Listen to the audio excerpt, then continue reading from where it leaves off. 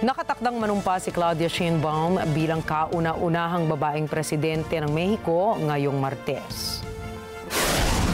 Haharapin ng 62 taong gulang na scientist na naging politiko ang mga hamon sa kanilang bansa gaya ng mataas na antas ng karahasan, mabagal na ekonomiya at ang napinsalang lungsod ng Acapulco dahil sa bagyo.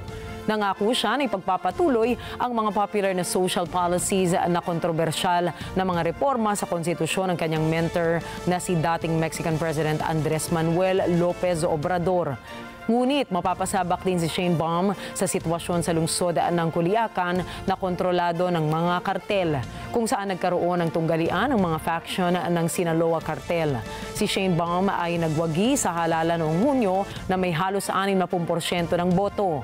Lalong lumakas ang kanyang popularidad dahil sa political mentor niya na si Lopez Obrador.